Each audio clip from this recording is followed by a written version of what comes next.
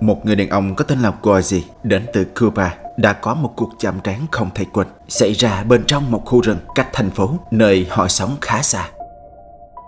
Lúc bấy giờ trời đã tối, anh ta và người vợ đang đi bộ trên một con đường mòn dẫn đến khu cắm trại của những người bạn. Nhưng trên đường đi, hai vợ chồng họ đã nhìn thấy một ai đó. Nhưng vẻ bề ngoài của người này, đó có điều gì đó không bình thường. Señor, ¿está ahí perdido? ¿Te está buscando, viejo? Por casualidad, nosotros somos por aquí mismo, vos sé que estamos cuidando la zona, vaina, todo. ¿Te podemos ayudar en algo? ¿Ahora? Señor. Si está buscando algo, nosotros te ayudamos, que está ahí. Pues es que ¿cómo se llama? Yo vivo por aquí. ¿Te ayudamos en algo? Buscamos a la policía. Vámonos. Vamos. Một người nào đó đang đứng lặng yên trong bóng tối và nhìn về phía hai vợ chồng Gozi đang đứng. Điều đang nói ở đây là đôi mắt của người đó dường như nó đang sáng rực trong đêm một cách dị thường như thế.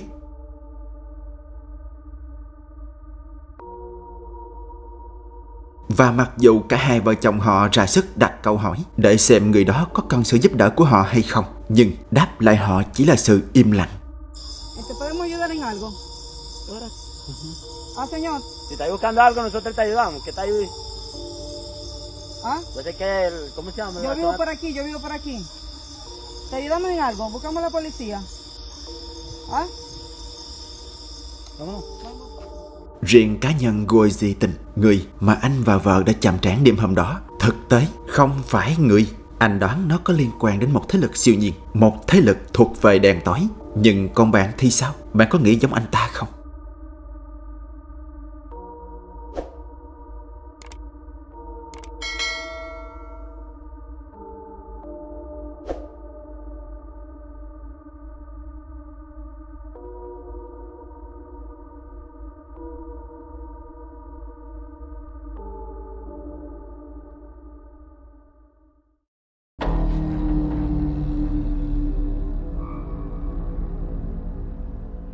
Những cảnh quay được ghi lại bởi các camera an ninh bên trong một phòng gym này hiện đang được lan truyền rất nhanh chóng trên các trang mạng xã hội. Lúc bấy giờ trên camera là một người huấn luyện viên, hay còn được gọi là PT, đang có những cử chỉ giống như anh ta đang nói chuyện với một ai đó mà camera không thể lấy nét được họ vậy.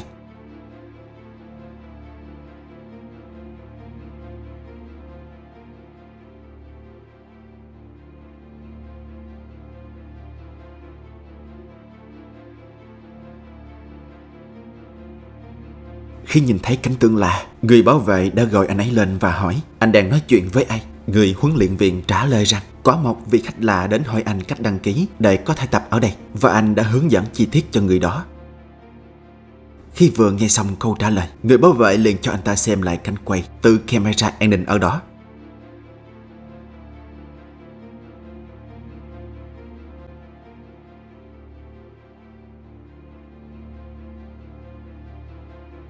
Phản ứng của anh ta cũng đủ cho bạn thấy đó không phải là một trò đùa. Người huấn luyện viên đã sợ đến mức tay anh ta không cầm vững được chai nước để uống, bởi rõ ràng anh đang đứng nói chuyện một mình, không khác gì một người có vấn đề về thần kinh.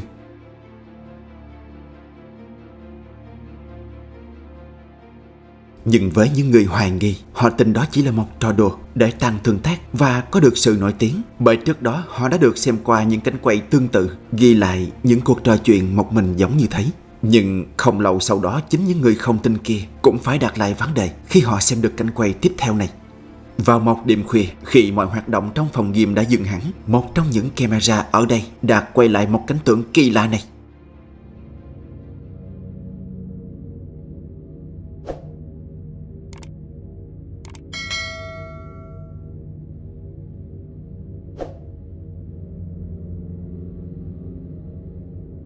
Khi đó xuất hiện một thứ gì đó giống như một làn sương hoặc làn khói dày từ trên trần nhà đang lả đả bay xuống.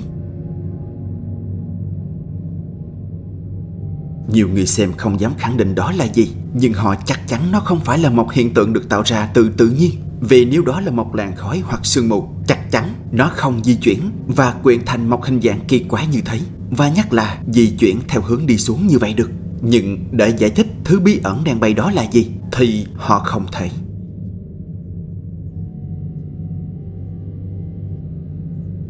Vậy theo bạn sự kiện này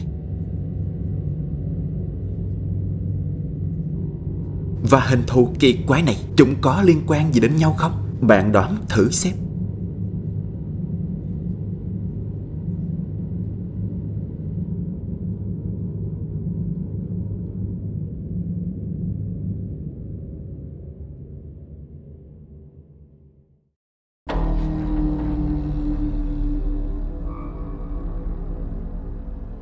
Trong cảnh quay này, một cô bé đang chơi một trò chơi một mình thì có chuyện gì đó xảy ra khiến cô bé vô cùng sợ hãi. The sky is blue and I see you.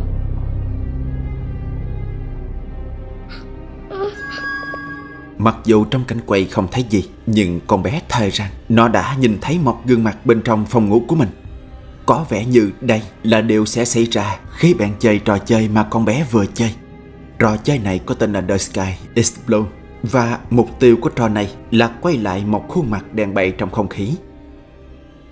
Và khi người mẹ của cô bé nhìn thấy con mình sợ hãi đến mức hoảng loạn lên như thế, cô ấy đã cấm con bé không được chơi trò này trong nhà thêm một lần nào nữa.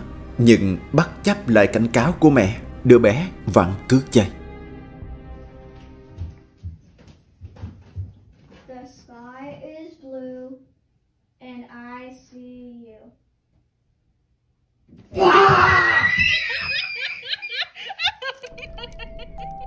Mặc dù không nghe lời mẹ, nhưng cô gái nhỏ không phải là người duy nhất tò mò về trò chơi bí ẩn này. Vicky, người chị gái của cô bé, cũng muốn chơi thử trò này để xem cô em nhỏ của mình đã nhìn thấy điều gì khiến cho nó sợ hãi đến mức như vậy. Vậy là Vicky và cô em gái đã cùng nhau chơi trò chơi kỳ bí này một lần nữa. You go, the sky is blue, move down and say, and I see you. And you want to look for a baby's face. The sky is blue and I see you. That's not how you do it. You have to point up at the ceiling and... That's what I did. And slowly go down. Why do I have to do it slowly? Because that's how it goes. The sky is blue and I see you. Giống như những lần trước đó, Vicky không thấy có điều gì bất thường xuất hiện. Nhưng qua ngày hôm sau, nhân tiện không có ai ở nhà, cô ấy đã thử chơi lại trò này một mình thì điều kỳ lạ này xảy ra. The sky is blue and I see you.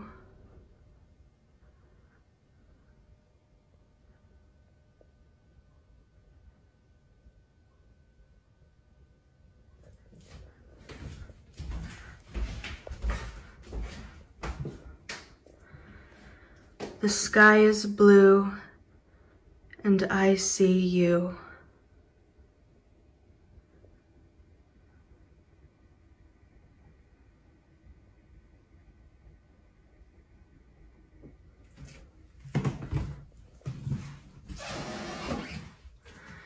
The sky is blue and I see you.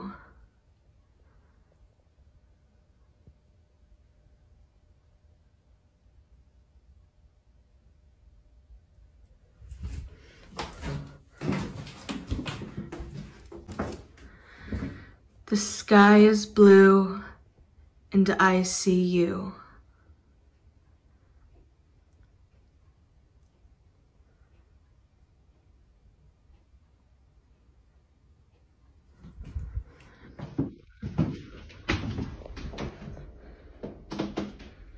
The sky is blue and I see you.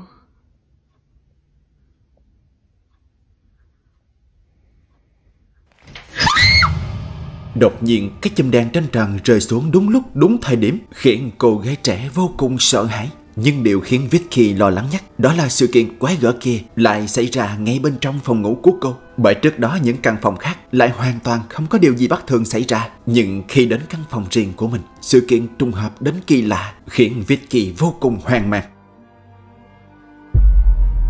Alright, so for those of you asking, this is what scared the absolute shit out of me, and I think I need a priest or to sage my house at the least, but that game Absolutely not.